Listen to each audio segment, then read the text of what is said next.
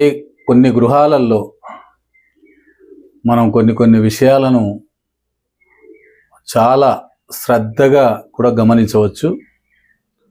మనకు తెలుస్తూ ఉంటాయి. ఎందుకంటే మన బంధువుల ఇళ్ళల్లో కానీ, మనకు కావాల్సిన వాళ్ళు, మన మిత్రుల గృహాలలో కూడా వాళ్ళు పడుతున్న ఇబ్బందులు, బాధలు మనం చూస్తున్నప్పుడు మనకేదో ఒక రకమైన ఆలోచన వస్తూనే ఉంటుంది. వీరికి సరి అయిన పరిష్కారం ఎక్కడైనా దొరికితే బాగుండేదని మనం కూడా ఆలోచిస్తుంటాం. వాళ్ళు ఆలోచిస్తుంటారు, మనం ఆలోచిస్తుంటాం, తగిన సలహాలు సూచనలు ఇస్తుంటాం. అయినా ఇబ్బంది పడుతున్న వాళ్ళ గృహాలను పరిశీలించినప్పుడు ఏం కనబడుతుంటుంది అంటే, కొందరి ఇళ్లలో హెచ్చుతగ్గులు, అంటే ఈ పందిళ్ళ వల్ల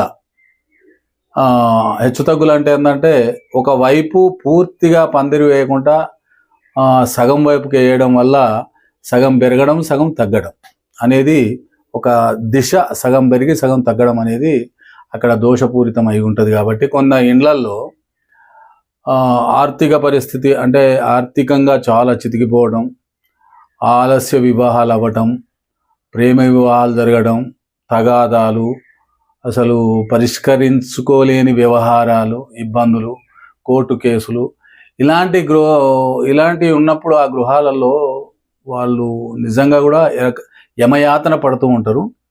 ఇలాంటివన్నీ దేనివల్ల వస్తుంటాయి అనేది నాకు ఉన్నటువంటి పరిజ్ఞానం మేరకు మీకు తెలియజేయడానికి ప్రయత్నిస్తున్నా. అది ఇక్కడ ఏంటంటే, వాయువ్యంలో అనగా ఉత్తర వాయువ్యంలో పందిళ్ళు వేసినప్పుడు ఇలాంటి కష్టాలు, నష్టాలు, దురదృష్టాలు మనల్ని వెంటాడే అవకాశం ఖచ్చితంగా ఉంది. అసలు వ్యసనపరులు కూడా చాలా గృహాలలో ఇలాంటి పరిస్థితుల్లో వ్యసనపరులు ఉండడం, పిల్లలకు తగ్గని రోగాలు రావడం, మందులకు కూడా తగ్గనటువంటి రోగాలు, అంటే వాళ్ళ ఆర్థిక పరిస్థితిని మించిన రోగాలు రావడం, ఇలాంటి ఉత్తర వాయువ్యం పందిళ్ళ వల్ల మనకు చాలా వరకు కనపడుతూ ఉంటాయి. కాబట్టి మిత్రులారా, ఈ వీడియోలో నేను చెప్పే వివరాన్ని మీరు పూర్తిగా వింటే మీకు అర్థమైంది. మధ్యలోనే వీడియోను వదిలిపెడితే అసలు పూర్తి భావన అర్థం కాదు. కావున దయచేసి మిత్రులారా, ఈ వీడియోను పూర్తిగా వినండి. మళ్ళీ సబ్స్క్రైబ్ చేయని వాళ్ళు చేయండి, లైక్ చేయని వాళ్ళు లైక్ చేయండి. ఈ వీడియోను, అంటే ఈ వాస్తుగురు ఛానల్ ముందు దినదినాభివృద్ధి చెందడానికి కూడా మీరు సహకరిస్తారని కోరుకుంటూ ఇప్పుడు మనం వీడియోలోకి వెళ్దాం. చూడండి, తూర్పున రోడ్డు ఉంది, దక్షిణం హద్దుపైన ఇల్లు, పశ్చిమం హద్దుపైన ఇల్లు. అయితే ముందు మేము చిన్న చుక్కలు ఇచ్చినాం. ఇది చుక్కలు అంటే ప్రహరీ గోడ కాదు. వీళ్ళ స్థలం ఇక్కడి వరకు ఉంది, ఇటు ఇక్కడి వరకు ఉంది. అంటే ఇలా ఖాళీ స్థలం ఉంటూ 2 హాళ్ళు ఉన్నాయి. అంటే ముందు ఒక హాల్, ముందు ఒక వరుస, అట్లా ఉన్నది. ఇప్పుడు ఇక్కడ ఏం జరిగిందంటే, ముందు ఇంట్లో ఒకరుండి వెనుక ఇంట్లో ఒకరు, అంటే ఇప్పుడు పిల్లలతో ఉన్నప్పుడు ఒక తీరు ఇల్లు మొత్తం ఉమ్మడిగా ఉంటుంది.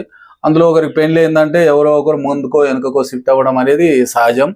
అలా ఇప్పుడు కొందరు ముందు వండుకుంటూ కొందరు వెనుక ఉండి ఈ కుటుంబాన్ని నడుపుతున్న సందర్భంలో ఈ వెనుక హాల్లో ఉన్న వాళ్ళు, పశ్చిమ వైపు ఉన్న వాళ్ళు ఉత్తర వాయువ్యం నుంచి బయటకు వెళ్ళాల్సి వస్తుంది. అక్కడ ద్వారం కూడా ఉంటుంది. అయితే ఇక్కడ చూడండి, ఈ నిర్మాణంలో 3 ద్వారాలు మంచివి కావనేది అందరికీ తెలిసిన విషయం. అయినా ఈ నిర్మాణంలో 3 ద్వారాలు ఉన్నాయి. ఇది మనం కొంచెం పరీక్షించాల్సిన విషయం. అయితే ఈ 3వ ద్వారం ఇక్కడ ఎప్పుడైతే ద్వారం ఇచ్చారో, ఏది ఉత్తర వాయువ్యంలో పందిళ్లకు ద్వారం వచ్చినప్పుడు అట్లే ఉత్తర ఈశాన్యంలో ఒక ద్వారం ఉంటే ద్వారాల సంఖ్య 4 అయ్యి చాలా బాగుండేది. కాకపోతే మీకు ఇంకో ఎఫెక్ట్ వస్తుంది. ఎట్లా అంటే, ఇక్కడో ద్వారం, తూర్పున ఒక ద్వారం ఉంది, అక్కడ ఒక వాకిలి, ఉత్తర ఈశాన్యంలో ఒక ద్వారం, అదొక వాకిలి, ఇక్కడ ఒక వాకిలి అనేది ఆలోచించే వాళ్ళు ఈ 3 ద్వారాలు అనేది ఏర్పాటు చేశారు. అయితే ఇక్కడ 2 వాకిళ్ళు వస్తాయని చూసారు. నడిమి ద్వారాన్ని పెద్దగా లెక్క పెట్టుకోలే. సరే, దాన్ని మూసేసి వీళ్ళు ఇటు నుంచి నడుస్తారు, వాళ్ళు అటు నుంచి నడుస్తుండ్రు. ఇది పరిస్థితి. కానీ ముందున్న వాళ్ళకంటే ఈ వెనుక హాల్లో ఉన్న వాళ్ళకు చాలా కష్టాలు అనుభవించే అవకాశం ఉంటుంది. కొంచెం తక్కువ ముందటి వాళ్ళు అనుభవించే అవకాశం ఉంటుంది. కావున దయచేసి మిత్రులారా, ఇటువంటి పరిస్థితిలో కొందరికి అక్కడక్కడ మేలు జరిగే అవకాశాలు ఎట్లుంటాయంటే, ఈ ఉత్తర వాయువ్యానికి దిశాధిపతి పరిపాలకుడు అని వాయుదేవుడు ప్లస్ మన కేతువు గారు ఉంటారు. కాబట్టి ఈ వాయువ్య దిశకు కేతువు అధిపతి, అట్లే ఆయన వాయుదేవుడు కాబట్టి వారిద్దరి సమూహం, వాయువు అంటే చలనం, ఇప్పుడు కేతు అంటే దాదాపుగా అది గణపతి, ఆయన ఇక మన తలకాయ ఒక పాము అయితే మనిషి మొండెం ఇది అన్నట్టుగా ఇట్లా ఈ రాహుకేతుల విషయాలలో తేడాలు ఉంటాయి కాబట్టి ఆ ప్రకారంగా ఇక్కడ మోక్షం అనేది ఉండదు. ఎందుకంటే జ్ఞానకారకు రాహు, మోక్షకారకు కేతువు. ఈ కేతు యొక్క దిశ ఎప్పుడైతే తేడా వస్తుందో, అది పశ్చిమ వాయం కానీ ఉత్తర వాయం కానీ ఏది తేడా వచ్చినా కూడా ఈ పశ్చిమ వాయానికి ఉత్తర వాయం వాయువ్యంగా పరిగణించబడి వాయువ్యానికి అధిపతి అయినటువంటి కేతు యొక్క మోక్షం అనేది ఈ ఇంటికి ఉండదు. అంటే మనం ఎంత కష్టించినా అసలు ఏ ఫలితం లేదు, ఎంత మంచిగా చేసినా పంటలు మంచిగా వండతలేవు, ఏ వ్యాపారం చేసినా కలిసి వస్తలేదు అనేదంతా ఈ కేతు వల్లనే. కాబట్టి కొందరి గృహాలలో కేతు యొక్క ఆదిదేవత అయినటువంటి మన గణపతి గారి నాగసింధరం బొట్టు పెట్టుకోవడమో, లేకపోతే నాగసింధరం అందరూ వాడుకోవడం, పోతే ఈ వాళ్ళ గృహంలో అందరూ బొట్టు పెట్టుకోవడం వాడుకోవడం, అలా అదే ప్రకారంగా గణపతి పూజలు ఎక్కువ చేయడం వల్ల కొంతవరకు వాళ్ళకు మేలు కలుగుతుందేమో. కానీ ముఖ్యంగా ఇప్పుడు నేను ముందు చెప్పినటువంటి దోషాలన్నీ మాత్రం ఈ గృహములో ఉన్నవారు అనుభవించక తప్పదు. ఇంకొకటి బలీయమైన కారణం ఏంటంటే ఈ ఉత్తర వాయువ్యం దోషం ఉన్నప్పుడు యాక్సిడెంట్లు అంటే అనూహ్యమైన ప్రమాదాలు కూడా జరిగే అవకాశం ఉంది. కావున మిత్రులారా, ఇలాంటి పరిస్థితులు వచ్చినప్పుడు విష్ణు సహస్రనామాలు దాదాపుగా చాలా వరకు మంచి చేస్తాయి. కాబట్టి ఇలాంటి గృహంలో ఉంటూ దీన్ని ఏ మార్పు చేయలేని పరిస్థితిలో ఉన్నవారు, ఏ సహాయము అందదు మాకు అని ఏ సహాయాన్ని కూడా నోచుకోలేని వారు కనీసం విష్ణు సహస్రనామం అది చదివించాలంటే కూడా పైసలు అయితే అని ఆలోచించవచ్చు.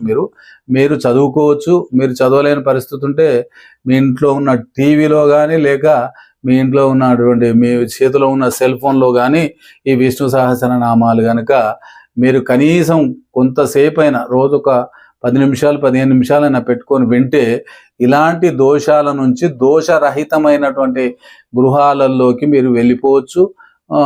లేదా అందులో మీకు ఏదో మంచి అనుభూతి కలిగేటువంటి ఆ విషయాన్ని ఆ భగవంతుడు మీకు కల్పించవచ్చు. మీ కష్టాలను కొంచెం దూరం చేయవచ్చు అనేది నా అభిప్రాయం.